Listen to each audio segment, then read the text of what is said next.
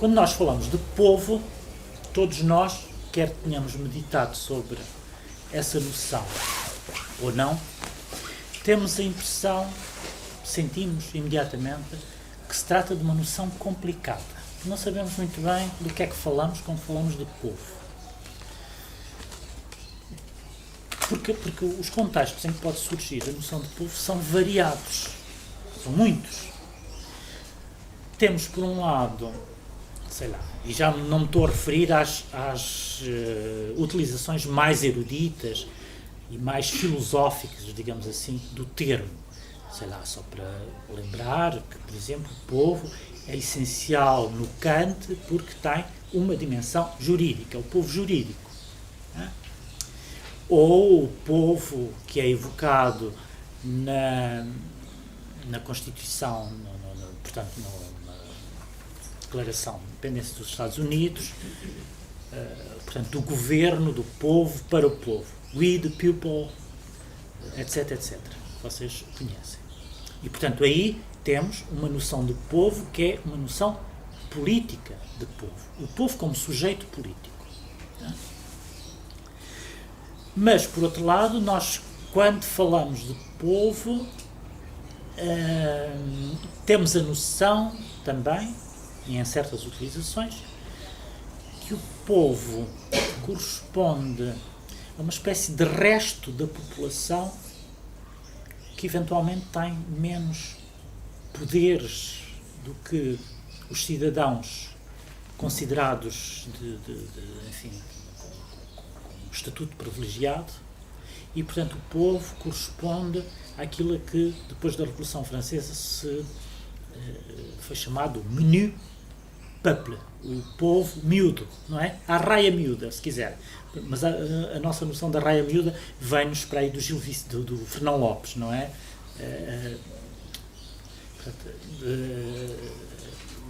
O Fernão Lopes é que utilizou esta ideia da raia miúda e depois a coisa foi sendo utilizada por nós. Mas a raia miúda do Fernão Lopes, de facto, corresponde àquela noção que depois da Revolução Francesa é a do menu peuple, o povo miúdo, o povo,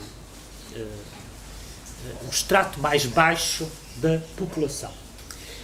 E mais baixo no sentido, portanto, desclassificado, na hierarquia das classes, e ao mesmo tempo aquele que é colocado fora do sistema que integra, digamos, que integra as classes e que sustenta o próprio sistema político. E, portanto, o povo tem adquire aqui um significado de aqueles que restam, o que resta depois de nós considerarmos todos aqueles que têm poder de decisão, que contam na sociedade, etc, etc. Há assim há várias maneiras, várias perífrases ou outras designações, várias declinações desta noção de povo, portanto, desde a raia miúda até a ideia do país profundo, o povo do país profundo também corresponde a isto é, aqueles que não têm acesso às decisões que são tomadas nos lugares centrais e, portanto, são aqueles que são desclassificados e que estão submetidos ou que estão remetidos para uma espécie de periferia.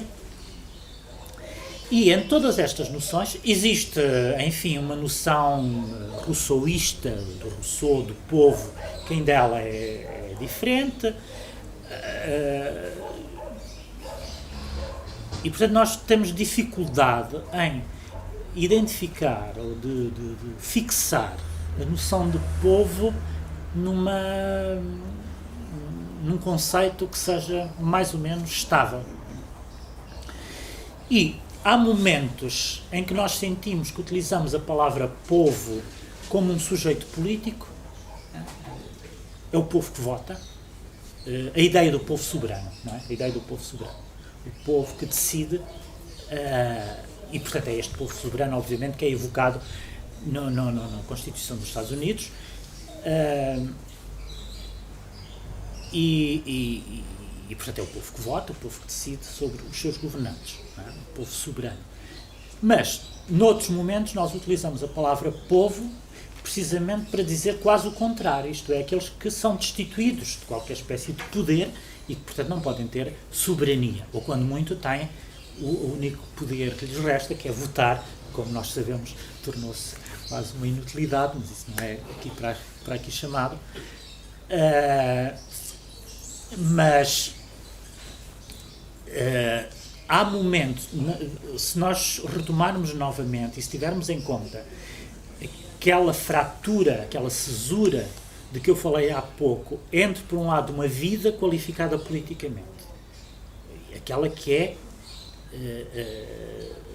que faz parte, portanto, que na distinção entre bios e zoe está do lado do bios, e uma vida nua que é puramente animal, portanto está do lado da zoe, para utilizar novamente as raízes gregas. O povo, nós sentimos que, enquanto as várias definições da palavra povo, ou os vários sentidos da palavra povo, ora são colocadas de um lado, ora são colocadas do outro. E o povo oscila constantemente, a noção de povo oscila constantemente entre estes dois territórios, de uma maneira, a maior parte das vezes, indecidível. E, portanto, nenhuma noção é mais reflete tão bem essa fratura biopolítica que é constitutiva da própria biopolítica que a noção de povo, na medida em que nós nunca sabemos se nos estamos a referir ao povo como população ou ao povo enquanto sujeito da política, está a ver? E digamos, qualificado politicamente, que tem poder, que tem não apenas poder de voto, mas é aquele em nome do qual a política das nações é feita, a gestão das próprias nações é feita. E aqui esta noção de povo, de facto, nunca se estabilizou num conceito que pudesse decididamente pender só para um lado ou só para o outro, e em todos os momentos há uma ambiguidade que nós todos sentimos, mais do que em qualquer um outro conceito próprio da biopolítica, é na noção de povo que todos nós sentimos esta hesitação permanente entre dois campos que são contrários. E, portanto, há momentos em que a palavra povo tem um sentido positivo, há noutros momentos em que nós sentimos que essa é uma palavra que serve para designar uma classe mais ou menos desqualificada.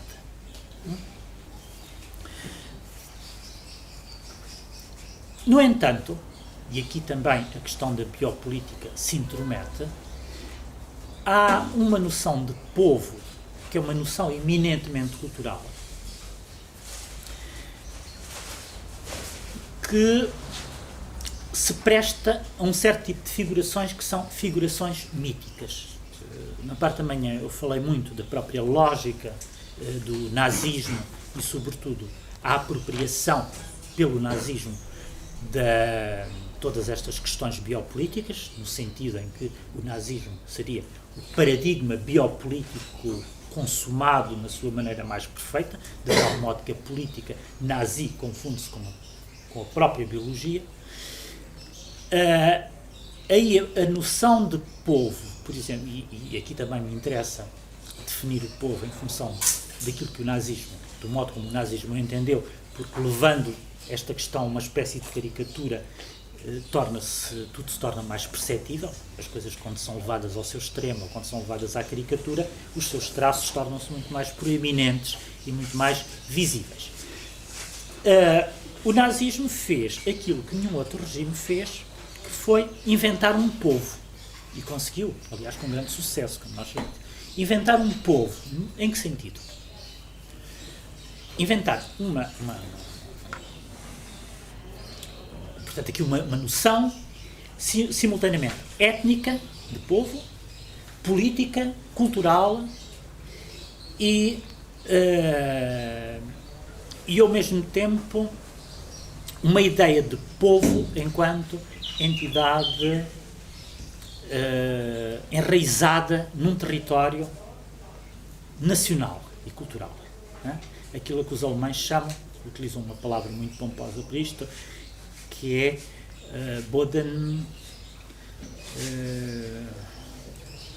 Bodenständigkeit. Enraizamento. Boden em alemão significa terra, o solo. Portanto, o enraizamento no solo. Esta ideia do enraizamento do povo no solo torna-se uma ideia fundamental da ideologia nazi para se reclamar de uma cultura mais ou menos mítica e, sobretudo, para inventar uma entidade que permite fazer,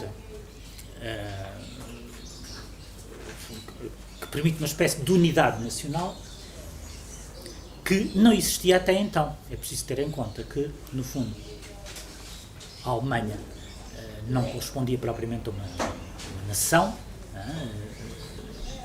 portanto, essa ideia de povo nunca tinha existido, e, portanto, quando os alemães inventam o folk alemão, quando começam a falar do folk alemão nas suas raízes míticas, no fundo estão a inventar qualquer coisa, uma entidade que não existia, mas que, para a qual se encontram determinado tipo de raízes através do recurso ao mito, e aqui a questão do mito é muito importante, fazendo crer a toda a gente que aquele folk tem uma realidade e tem uma identidade,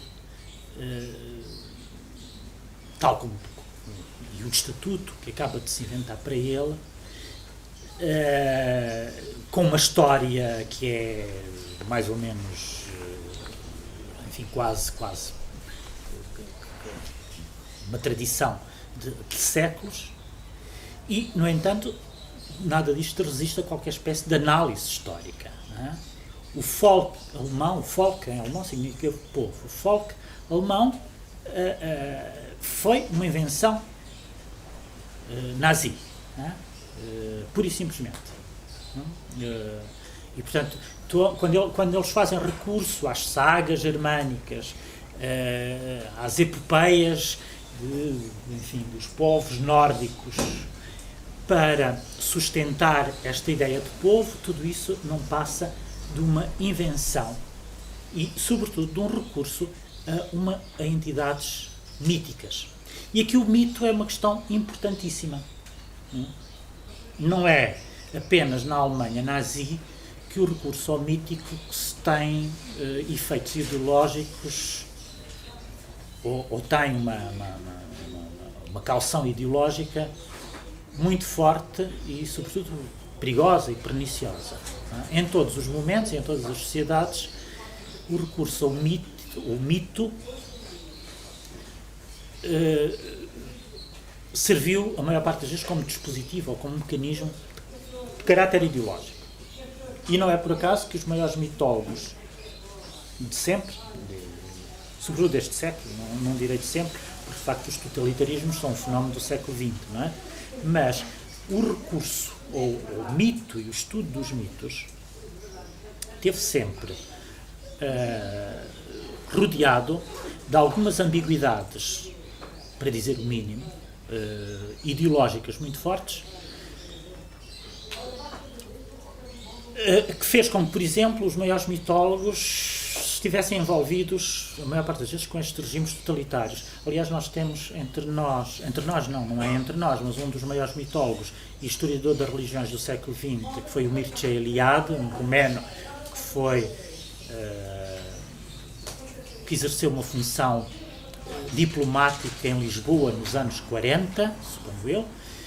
Sim, foi nos anos 40. Foi adido cultural, secretário da cultura da Embaixada Romena em Lisboa, e, portanto, é uma figura. Tem, aliás, um diário onde se refere vastamente à sua vida lisboeta, um diário de Lisboa. O Mircea Eliade moveu-se em determinado momento, e nessa altura de maneira muito evidente, nas águas e nos contextos e num ambiente cultural e ideológico do fascismo, com bastante simpatia pela ideologia fascista. E acontece um pouco mesmo com outro mitólogo que escreveu em alemão, mas que era húngaro, chamado Karol Kerényi, que a certa altura, que aliás tem uma correspondência com o Thomas Mann muito importante, mas também a certa altura toma caminhos um pouco perigosos no que diz respeito a caminhos ideológicos, bastante identificado com o regime nazi. Isto porquê? Porque não, quer dizer, porquê não? É possível ter-se interesse pelos mitos ou ser estudioso dos mitos sem abraçar estas ideologias. Mas, de facto, todas as ideologias fascistas se serviram, de alguma maneira, de mitos. E, portanto, mitos que têm a ver com o enraizamento. Ao mito, todos os mitos próprios das ideologias fascistas têm a ver com o enraizamento. E é por isso que a questão aqui me interessa para abordar as questões da identidade.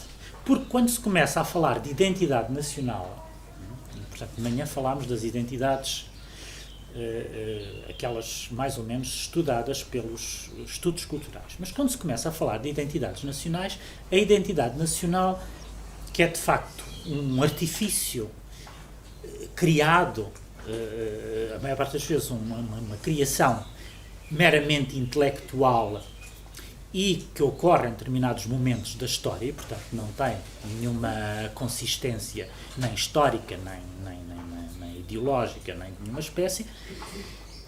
Portanto, é uma mistificação, mas socorre-se a maior parte das vezes para fazer passar essa mistificação da ideia do enraizamento. O enraizamento, seja na história, seja nos próprios... seja no solo, digamos assim, no solo, naquilo que o território tem de mais próprio, na cultura própria daquela terra, onde o mito surge. Portanto, é a ideia do mito das origens, do mito da fundação. Seria um pouco redutor estar a considerar sempre o mito nesta perspectiva como uma espécie de narrativa de caráter ideológico, porque mito significa isso, significa fábula, significa narrativa. Aqui eu estou a falar de uma narrativa que funciona como um mecanismo de caráter ideológico e ideologicamente muito marcado com determinado tipo de regimes e de sistemas políticos. Eu digo que é perigoso, enfim, que seria injusto falar nestes termos, porque evidentemente o mito existe em todas as sociedades, nem sempre produziu esses maus resultados, nem sempre foi utilizado de maneira pecaminosa e até, como é que eu ia dizer, de maneira criminosa, e portanto o mito, há boas razões para pensar que deve gozar de uma certa impunidade. O que não deve gozar de uma certa impunidade é o aproveitamento que dele se faz, e do modo como ele é inventado. Porque há aqui duas questões, há aqui duas maneiras de encarar o mito. Uma que vê o mito como aliás, esta diferença advém precisamente desse grande mitólogo chamado Karol Kerényi. Ele faz a distinção entre, por um lado, aquilo que ele chama o mito mecanizado e, por outro lado, o mito genuíno. O mito genuíno é próprio de todas as sociedades, sobretudo as sociedades ditas primitivas, como, para utilizar um vocabulário que antes se utilizava na antropologia, tinham todas os seus mitos da fundação, que depois é transmitido de alguma maneira mesmo às sociedades modernas e, digamos, à medida que se dá uma secularização da cultura, nós não prescindimos sempre desse horizonte, mesmo numa sociedade completamente secularizada, nós não prescindimos, digamos, desse horizonte sagrado ou religioso, precisamos sempre dele. E precisamos também dos mitos de fundação, sejam eles, mesmo que eles sejam secularizados. E, portanto, qualquer nação tem os seus mitos de fundação. Todas as sociedades, mesmo secularizadas, têm esse mito das origens, não é? Muito embora transposto para o plano da história. É o mito, há aqui um paradoxo, que é o mito transposto para o plano da história. O mito, que é por definição intemporal e histórico, é transposto para o plano da história. Portanto, é secularizado. Não é? Evidentemente, estou aqui a partir da uma concepção que toda a gente conhece, a ideia de uma sociedade, das sociedades ocidentais, que conhecem um percurso de secularização progressiva. Portanto, parte-se de um horizonte mais ou menos religioso e vai-se avançando no sentido da secularização, de tal modo que, digamos, uma ideia de iluminista, de progresso, a ideia de progresso e toda a ideologia do progresso baseia-se no pressuposto de que para trás abandonamos a irracionalidade, as zonas não científicas e vamos avançando no caminho do conhecimento e da ciência e, portanto, à medida que avançamos no caminho da ciência e do conhecimento, as zonas obscuras e de trevas são deixadas para trás. Resta saber se este caminho é irreversível ou é reversível. Não é? Portanto, isto é a concepção da secularização própria do iluminismo. Não é? A partir do século XVIII, a ideia corrente, e que de resto informa todas as ideologias progressistas, mesmo as ideologias políticas, é a da secularização da sociedade. E a secularização significa avanços em termos do progresso, da ciência e do conhecimento.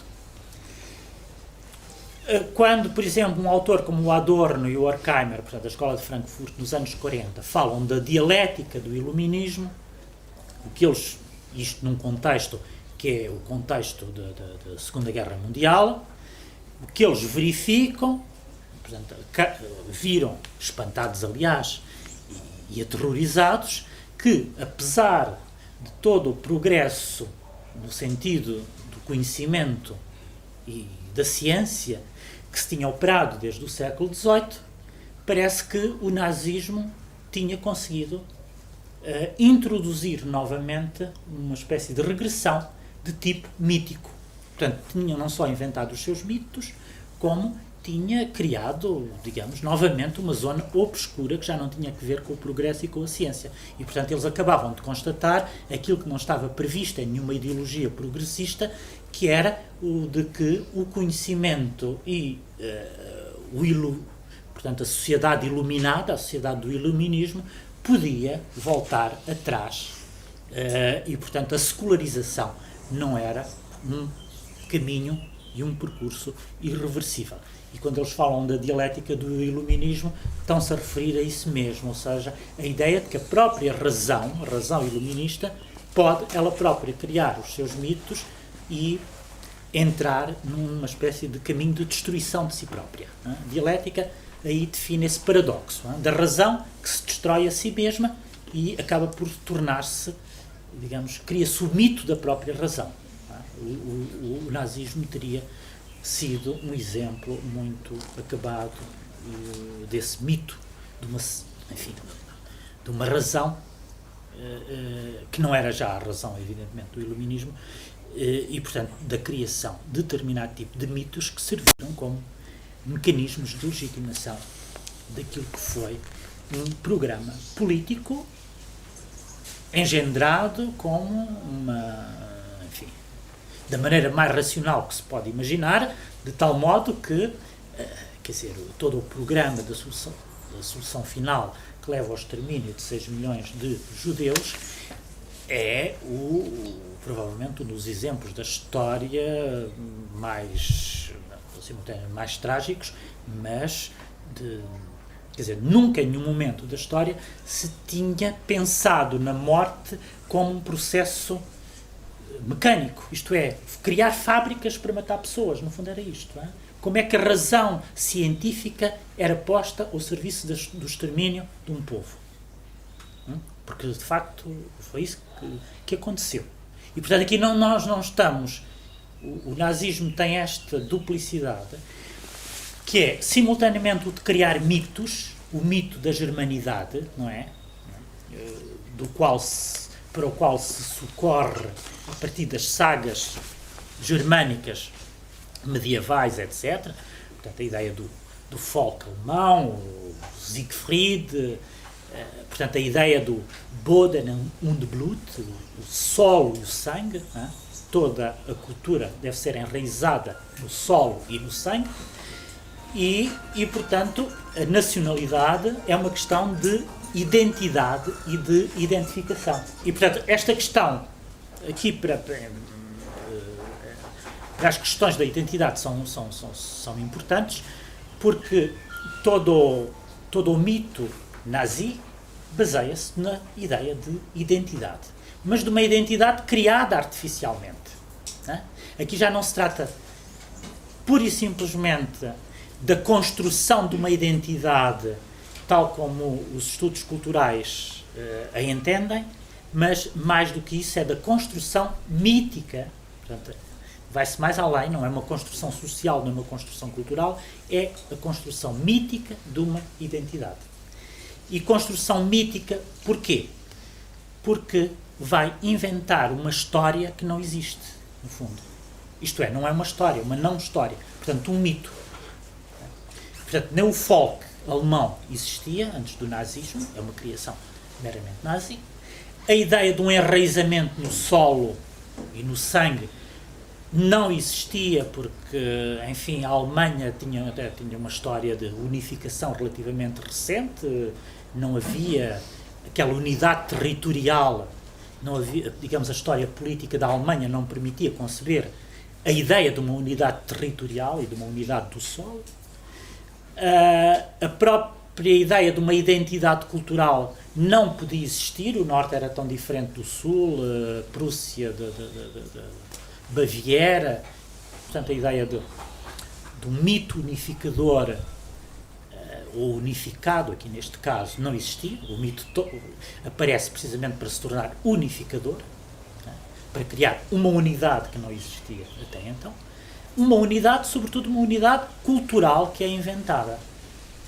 E, portanto, aqui a questão da identidade e a questão da identificação baseia-se em critérios de tipo mítico, mas um mito que não é um mito genuíno, é aquilo que o Quereni chamava um mito mecanizado. E, portanto, aí é muito mais fácil este ludíbrio de uma certa ideia de povo dotado de um mito único das origens e que se define em função de uma pertença nacional e de uma pertença territorial.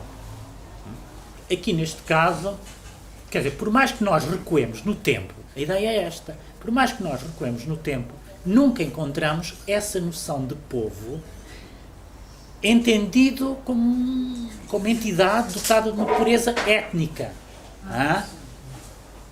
Também esses mitos criam estas ideias que são puramente artificiais e que servem de mecanismos, meramente como mecanismos de sobrevivência. E, portanto, aqui neste caso, mas isto é uma eterna discussão, eu acho que até é inútil e nós caímos numa armadilha discutir as questões nestes termos, porque discutir as questões nestes termos é discutir a diferença entre natureza e cultura, como sabe, é um problema que nós nunca conseguimos resolver. O que é próprio da cultura e o que é próprio da natureza. E por mais que nós recuemos, nunca sabemos. Portanto, aquilo faz parte da cultura e aquilo faz parte da natureza. Portanto, é uma questão, uma oposição indecidível. Por mais que recuemos, não conseguimos decidir.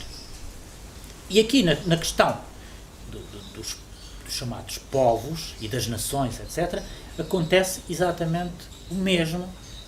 E aquilo que o nazismo, no fundo, procurava era, digamos assim, o povo germânico restituído à sua natureza, não era?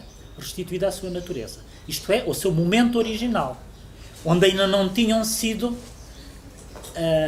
adulterados nem contaminados por uma certa cultura que era a cultura, digamos, da civilização. E dizendo isto não estou a utilizar as palavras rigorosas, isto é, aquilo a que eu me estou a referir é o seguinte: há uma diferença, e isto interessa aqui para as questões da identidade. No século XIX, começa, e sobretudo logo no princípio do século XIX, com o romantismo alemão, começa a ganhar contornos uma diferença e uma oposição fundamental entre aquilo que os alemães chamam cultura, palavra que está, e civilização. Para distinguir entre, por um lado, um certo tipo de conhecimento que faz parte de uma ideia de progresso, de mecanização, de invenção tecnológica e de universalidade que tinha nascido com o iluminismo, sobretudo francês. E contra a civilização, que era de tipo francês, os alemães começam a reivindicar aquilo que eles chamam a cultura, que não é que eles distinguem de civilização. A cultura alemã, como eles a reivindicam, esta noção de cultura, não tem a universalidade que os franceses atribuem à ideia de civilização, e vocês percebem isto perfeitamente. Eu acho que mesmo as pessoas que nunca pensaram nesta oposição, ou que não a conhecem, percebem se tivermos em conta, de facto, se pensarmos naquilo que é próprio da cultura, daquilo que chamamos a cultura francesa, aquela que nasce da Revolução Francesa, e que nós muitas vezes atribuímos até a uma certa arrogância francesa. Os franceses têm a ideia da universalidade, isto é, enquanto que os alemães ou os italianos, etc., pretendem que existe uma cultura alemã ou uma cultura italiana que eles nem sequer julgam que seja propriamente exportável, os franceses, quando pensam na sua cultura, pensam não em termos universais. A Revolução Francesa é isso, os direitos do homem, não é? Os direitos do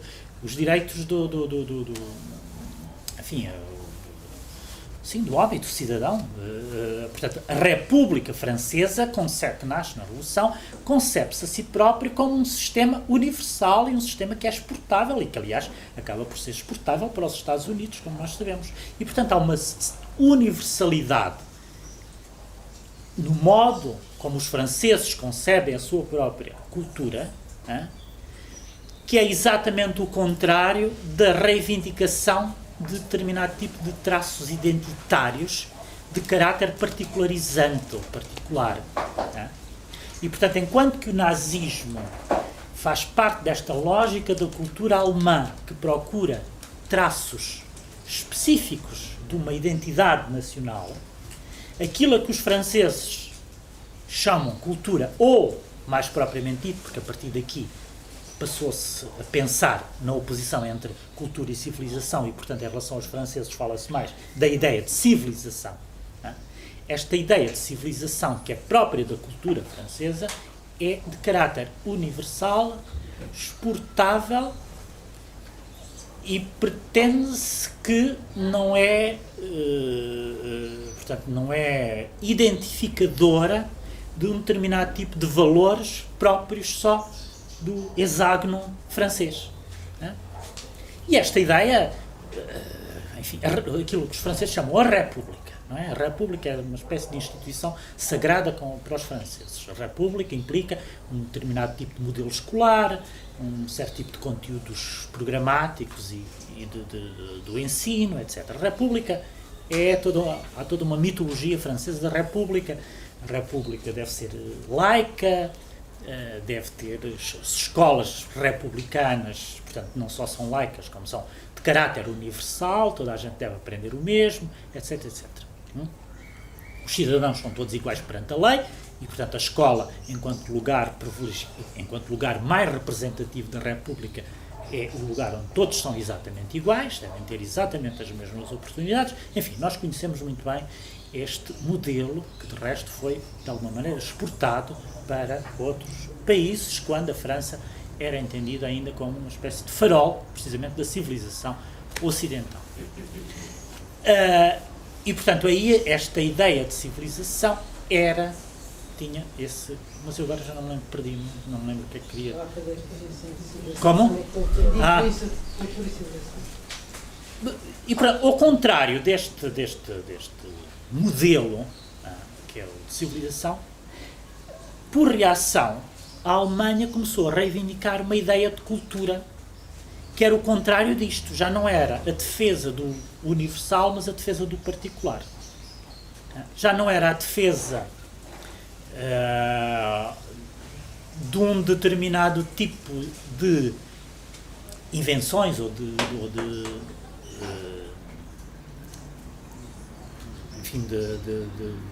progressos historicamente determinados, historicamente identificáveis, mas era a reivindicação daquilo que eram os traços perenes, permanentes daquele território e daquela gente. Não é? E, portanto, um certo desprezo até pela história e por aquilo que a história traz de novo. O que interessava era não encontrar, não era reivindicar o progresso que a história tinha trazido, mas reivindicar precisamente aquilo que tinha escapado ou que a história tinha destruído. Estão a ver? E, portanto, o raciocínio é exatamente o contrário. E é isso que funda esta noção de cultura tipicamente alemã ou germânica, se quisermos, que faz com que, ainda hoje, quando os alemães utilizam a palavra cultura, em alemão, Kultur, nós tenhamos de saber, pelo contexto, se devemos traduzir por cultura ou por civilização. Hein? E, por exemplo, quando o Freud escreve O Mal-Estar na Cultura, que é um dos livros famosos, vocês vão encontrar, mesmo em português, os brasileiros traduzem por O Mal-Estar na Civilização. Há uma tradução portuguesa que diz O Mal-Estar na Cultura. E, portanto, há sempre aí uma zona indecidida, precisamente por causa dessa tradição, que faz com que não saibamos muito bem como é que devemos traduzir a palavra cultura, porque os alemães utilizam-na nos dois sentidos, no sentido da civilização francês e no sentido da cultura alemã. Ora, a ideia de identidade nacional, que nasce precisamente no século XIX, tal como, portanto, uma noção moderna de identidade nacional, é muito devedora desta lógica de identificação cultural própria dos alemães. E, portanto, a identidade nacional, de alguma maneira, procede exatamente aos mesmos mecanismos de identificação, aos mesmos recursos de identificação e de identidade a que procedeu a cultura germânica, sobretudo depois do romantismo alemão.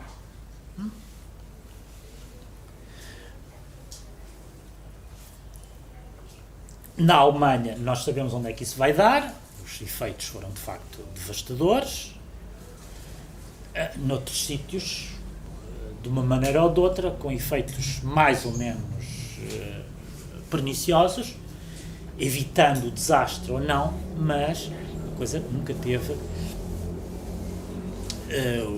assumiu um caráter trágico, como assumiu na Alemanha.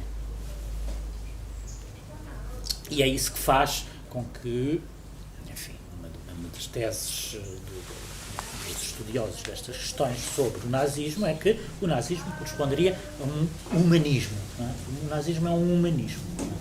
É o humanismo levado às suas últimas consequências. Portanto, corresponde à hipostase de uma cultura humanista, que depois deriva exatamente no seu contrário, deriva em barbárie. Não é? Aqui a questão da cultura, por exemplo, há um autor fundamental para percebermos esta noção de cultura alemã, que é o Thomas Mann, não é? Que escreveu pouco antes da Segunda Guerra Mundial um livro muito famoso, não está traduzido em português, mas que é as considerações de um impolítico ou não político, que é uma defesa precisamente da cultura germânica contra a civilização. O Thomas Mann depois tem um percurso completamente diferente, como sabem.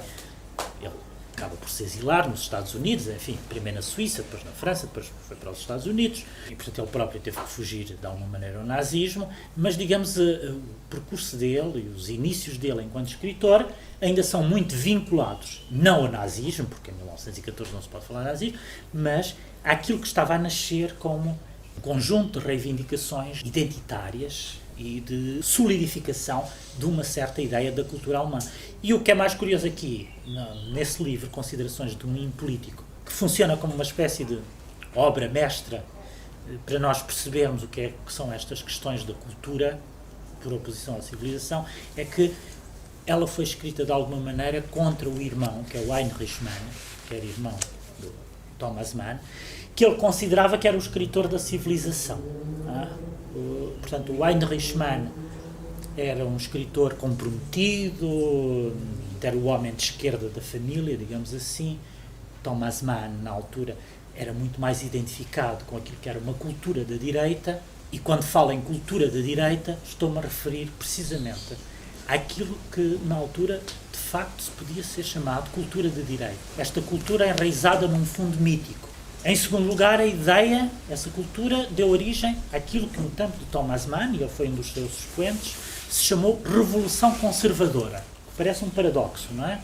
Revolução Conservadora. Por definição, nós hoje, revoluções nunca poderão ser conservadoras. Mas na altura, houve muita gente que aderiu a esta ideia de uma revolução conservadora. Aliás, de manhã eu falei-vos do Carl Schmitt, que foi um dos homens, digamos, um dos teóricos mais importantes desta ideia de uma revolução conservadora, que, de resto, não tem só apenas expressão política, tem uma expressão artística, porque ao lado das vanguardas artísticas, surrealismos, desconstrutivismos, todos os ismos que se sucedem ali nos anos 10 e 20, ao lado de tudo isto há uma arte que reivindica quase valores clássicos e que, no entanto, não deixa de ser moderna. É profundamente moderna. Portanto, é aquilo que ficou conhecido também, e aqui é novamente um paradoxo, a modernidade clássica. A história da arte interessou-se muito mais, e na sua...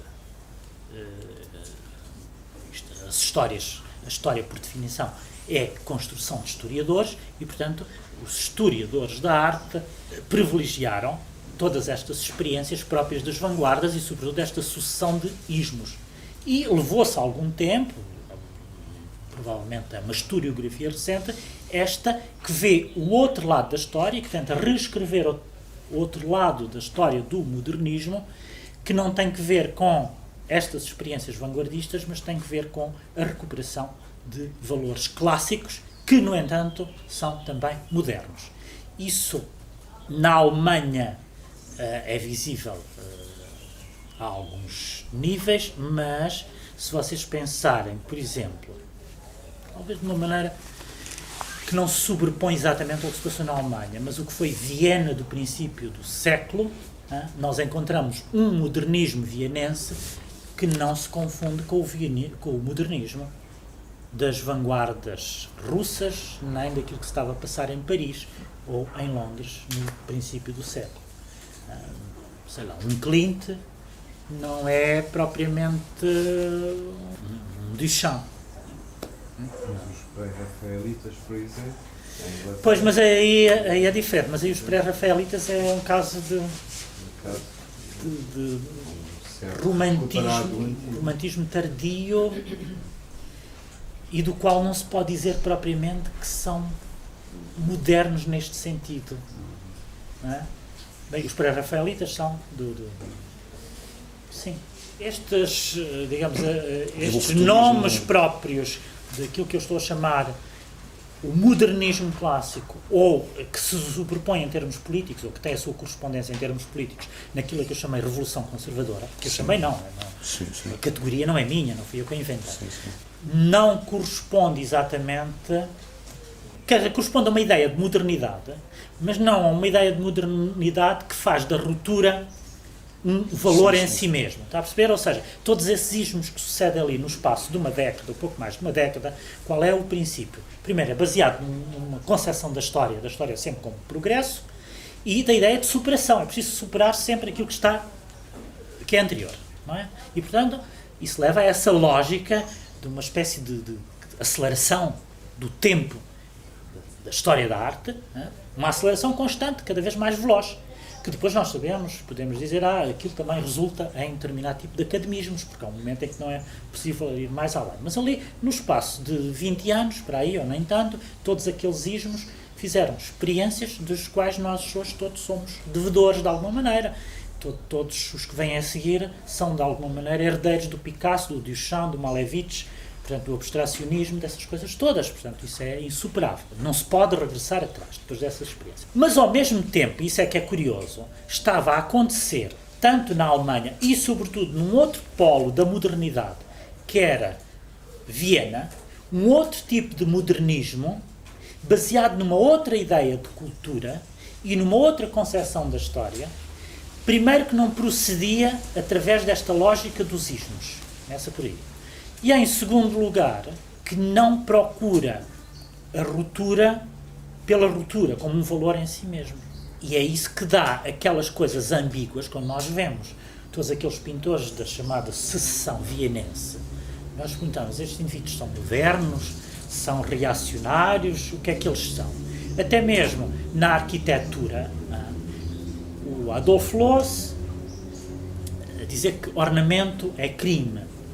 Portanto, uma coisa muito moderna, como sabem, aquele edifício do Adolf Loos que ele construiu em Michaelerplatz, o imperador Francisco José mandou pôr cortinas no palácio porque dizia que se recusava a olhar para aquele edifício e, portanto, ou abdicava de ir à janela, ou então era preciso pôr uma cortina na janela para ele nem sequer pôr os olhos, sem poder ser poupado à vista daquele edifício que ele achava horroroso. Mas até mesmo aí, nesse exemplo mais, enfim, que nós mais identificamos com um certo tipo de modernismo, como é a arquitetura do Loos, ela não corresponde exatamente a uma certa ideia de modernismo que floresce noutros momentos.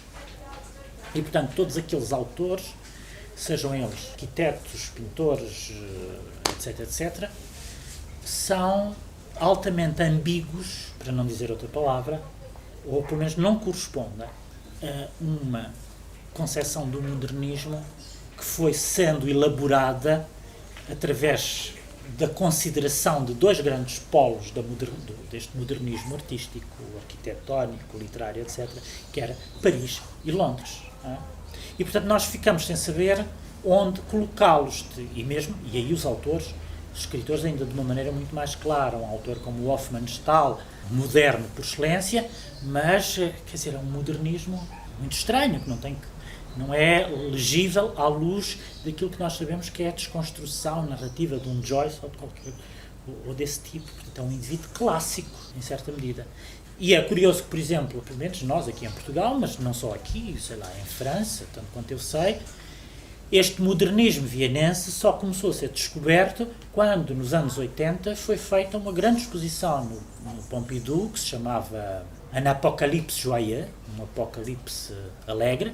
Foi o Hermann Broch que utilizou este termo, definiu toda aquela geração vienense com este epíteto, aqueles que tinham vivido a ideia de um apocalipse feliz. O apocalipse feliz, evidentemente, depois tinha outras manifestações culturais, que era, se quisermos, de uma maneira mais ou menos anedótica e caricatural, eram os bailes no Palácio do Imperador, à luz ao som das valsas do Strauss, enquanto o Império sussurrava por todos os lados, não é? Portanto, esta é um pouco esta ideia do Império Austro-Húngaro, que era simultaneamente um lugar altamente feliz, onde o Imperador se dirigia aos seus povos e dizia que naquele Império o sol nunca se punha, e que falavam 9 línguas e todas tinham o mesmo estatuto. Era um Império com 2 capitais, bicéfala, mas depois tudo aquilo estava, como sabemos, a decair,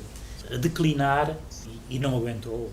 Em 1918 o Império chega ao seu fim. Mas a experiência moderna que se opera ali naquele momento é qualquer coisa que só recentemente, e quando eu digo recentemente, então, nos últimos 30 anos, é que começou a ser considerada e obrigou, de alguma maneira, a reescrever a história do modernismo. E tanto mais que ali as experiências, quer dizer, toda aquela quantidade de génios que floresceram ali ao mesmo tempo, não são apenas génios artísticos e literários, é também no campo das ciências e no campo da filosofia.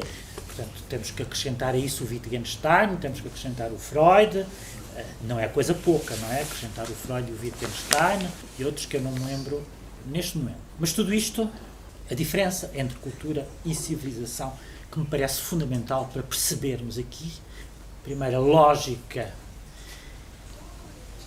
da ideologia, e lógica da ideologia em si mesmo já é um paradoxo, é um pleonasmo, não é? A palavra ideologia já contém em si a palavra logia, que faz com que, por exemplo, a Hannah Arendt defina a ideologia como a lógica de uma ideia que torna a visão da história completamente como um bloco único, portanto, que prossegue os seus fins até às últimas consequências, sempre segundo a mesma lógica. A ideologia seria isto. Portanto, nesta definição de ideologia da Hannah Arendt, enquanto lógica de uma ideia que é prosseguida com um sentido único, a ideologia é sempre qualquer coisa que tem um pecado capital, que é o de poder conduzir a um pensamento de tipo totalitário. Portanto, a ideia da lógica de uma ideia que dá um sentido unitário à história. E, portanto, é esta ideia de sentido unitário que se torna perigosa, não é? Ou seja, a ideia de que é uma espécie de destino que está a ser seguido. A história transforma-se em destino, que é completamente diferente. Uma coisa é a história, com as suas contingências, outra coisa é o destino, que é uma coisa comandada pelo exterior, sobre o qual nós não podemos atuar. Sobre o destino nós não podemos atuar. E, portanto, a ideologia definida desta maneira é uma lógica que é imparável, sobre a qual nós não podemos exercer nenhuma ação de maneira a contrariá-la. Ora, nós sabemos que, de alguma maneira, de uma maneira ou de outra, as ideologias não andam afastadas desta questão. E a ideologia não é uma coisa que tenha um sentido positivo em nenhum lado, a não ser, por exemplo, para o Marx, que era a ideologia, ao contrário da ciência. Portanto, aquilo que é, na perspectiva do Marx, o materialismo histórico devia superar a ideologia. E ele concebeu a história, o materialismo histórico, não como uma ideologia, mas como uma ciência. Nós hoje, obviamente, olhando para trás, e a crítica do marxismo considera que ele próprio, na sua crítica da ideologia, acabou por fazer da sua ideia de ciência, ela própria, uma coisa ideológica. Não é? E, portanto, transformou a própria ciência em ideologia. Mas, repare que o próprio Marx, o que ele quis foi anular a ideologia. Não tinha um sentido positivo do que era a ideologia. Se me perguntar se há algum momento em que a ideologia tem um sentido que não seja assim pejorativo, provavelmente eu direi que a questão das ideologias foram, digamos assim, desdramatizadas no seu caráter de lógica que conduz a qualquer espécie de totalitarismo. E, portanto, teria esse lado positivo que era o das ideias. E, portanto, ao contrário de uma política que é feita sem ideias e, portanto, completamente desideologizada e que, enquanto política desideologizada, torna-se mera gestão, normalização das circunstâncias e das contingências, ao contrário disso, uma política baseada nas ideias não pode prescindir da ideologia e é aquilo que permite a discussão. O conflito, ao mesmo tempo, mas é aquilo que permite a discussão. Quer dizer, eu acho que se começou a operar sobretudo com a ideia de que há ideologias que são, de facto, totalitárias, há outras, e as ideologias totalitárias seriam aquelas que não permitem a discussão no seu interior e, portanto, que se criam e que se enclausuram numa espécie de ortodoxia e não conhecem o exterior, por oposição a uma ideologia que contempla a ideia de que tem um exterior e de que, portanto, a discussão é possível. É aquela célebre diferença entre sociedades abertas e as sociedades fechadas na definição do Popper, não é?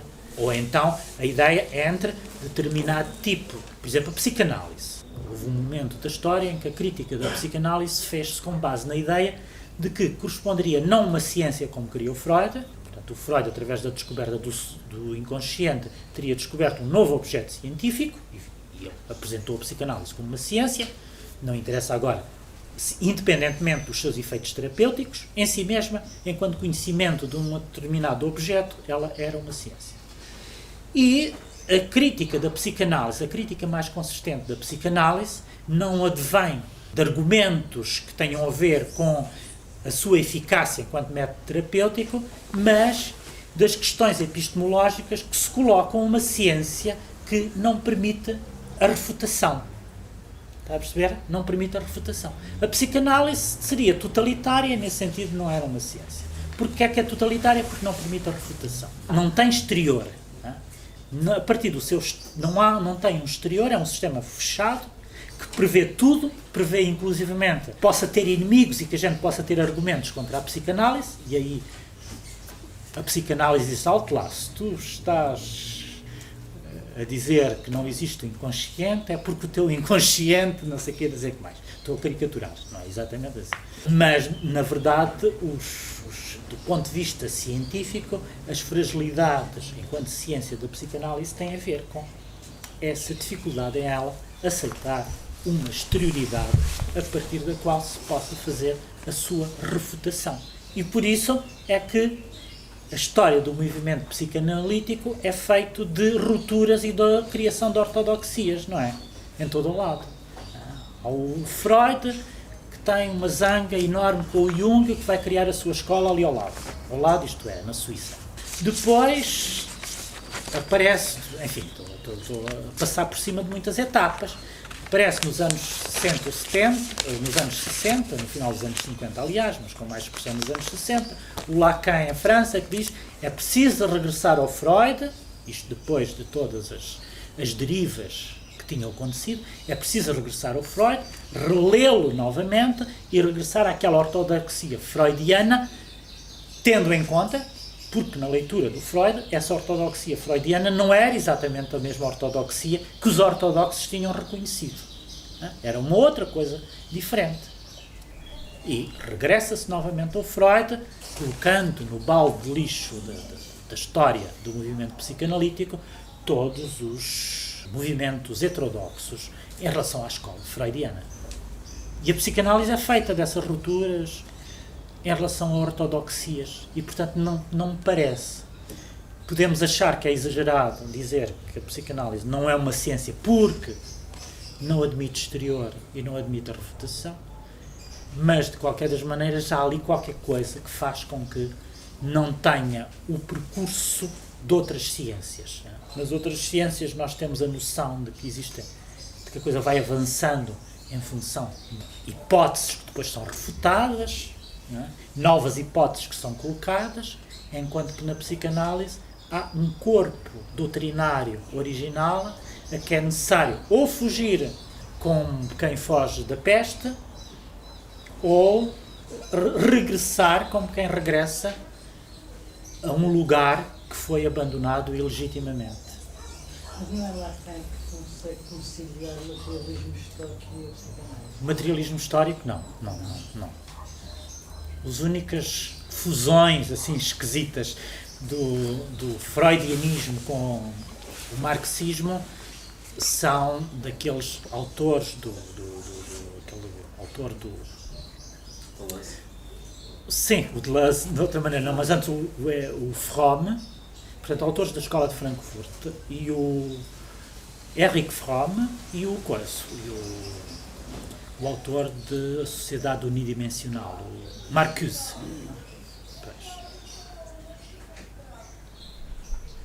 Mas o Deleuze, não sei porque é que vocês dizem o Deleuze, que de facto é uma... O marxismo e a psicanálise. Acha? Não. Repara, o Deleuze faz uma crítica da psicanálise. Alguém que escreve o Anti-Édipo, que era uma crítica mais feroz da psicanálise, e que diz que o inconsciente é um teatro de sombras que nós devemos abandonar, que nos prendeu definitivamente a uma história familiar onde só existe o pai e a mãe, os pequenos segredos de família, e que não conseguimos conquistar a liberdade se não libertarmos finalmente dessa história de petites, como é que é, les sales petites histoires, as pequenas histórias porcas da família. Não é? Quer dizer, evidentemente ele leu Freud, muito informado pelo Freud, mas é precisamente para o contestar, não é?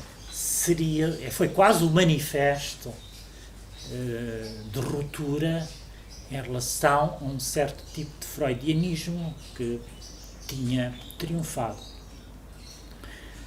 nos anos 60 e 70, e aí estes autores, o Henrique Fromm, o Marcuse, etc., foram muito importantes.